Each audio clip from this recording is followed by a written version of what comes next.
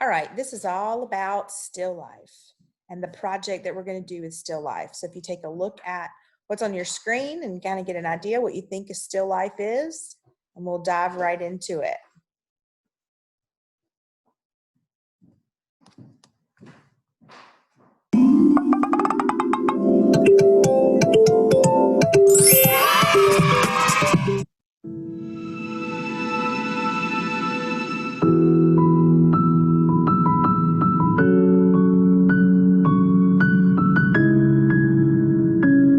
Why do artists like to use objects like fruit, teapots, or flowers in their artwork? Well, if you tried to paint these fast-moving puppies, your painting might end up like this. And though artists have many reasons for using simple objects from life as their subjects, one of the big advantages is that they stay still. When an artist uses these common objects as the subject of their work, they are making what's called a still life. For a long time, people have been using the things around them in their art. As far back as ancient Pompeii, we can find still life paintings on the walls of houses. In Europe, still life painting was big in Holland during the 17th century. Every detail in these Dutch paintings told some story about an aspect of life.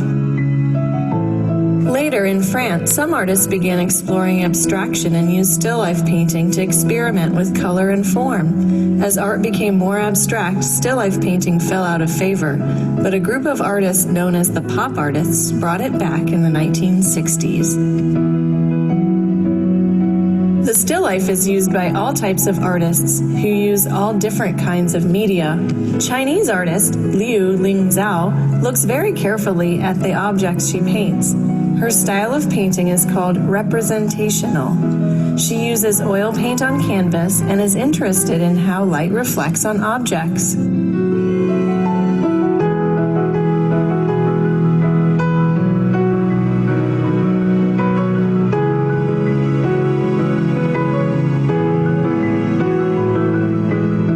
Tom Wesselman was one of those pop artists who brought still life back. He sometimes used a technique known as collage, where he cut out pictures from different sources and pasted them down to create his pictures. Sometimes he even used actual 3D objects in them.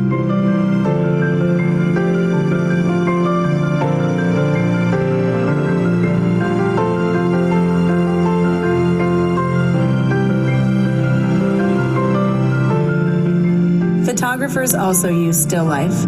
Korean photographer Kang Hee Kim uses bright colors to create still life photos that may seem a little weird, but she is trying to get us to think about how there can be poetry in everyday things.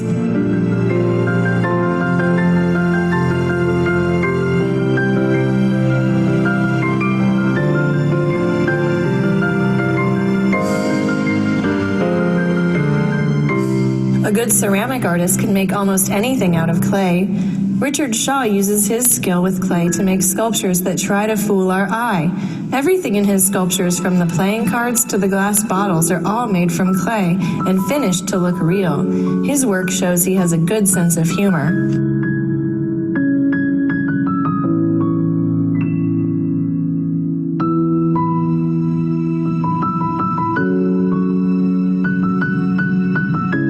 Although mostly known as a painter, Richard Diebenkorn also liked to use ink to make drawings. He found things around his home or studio to draw. Even though a coffee cup or pair of scissors do not seem that exciting, he is able to use his drawing skill to make interesting drawings from these simple subjects.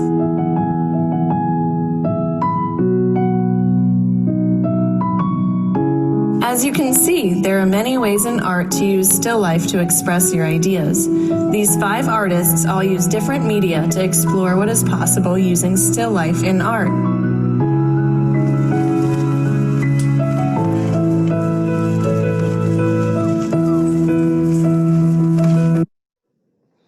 Okay, so we're going to make our own still life, and the first step in doing that is choosing a reference photo.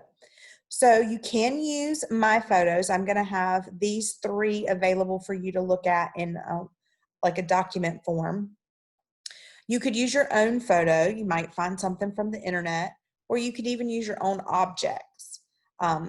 Maybe you but I would suggest taking a photograph of the object that you want. You need to keep it simple. You don't need too many items and they don't need to be too complicated. You also want to avoid text. So don't pick a bottle that's got words on it. You know, pick a plain bottle. You also want to avoid color. So like if you want to take your own photo or use your own photo, try to use an editing tool to make it into a black and white so that you're really just focused on the value. You want to be focused on light and value. Then the second step is to sketch the object lightly, the outline. Then you might want to sketch where some of the highlights and shadows are. So you can see I have some little shapes. They look like little bubbles, little rivers running through it. And that's just where the light and the dark stand out to me. Then you're going to choose what medium you're going to use. You only have the choice of ink or watercolor. You cannot use pencil for this. So you're either going to use your ballpoint pen or you're going to use your watercolor. But I also don't want you to use a color. If you're going to use watercolor, please just use black and make different shades of gray.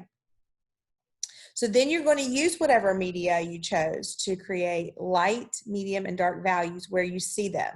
Here I've used my pen to and used just hatching to create the darks, the mediums, and the lights. So you could choose the scribble, you could choose the hatching, you could choose the cross hatching, or you could choose the stippling.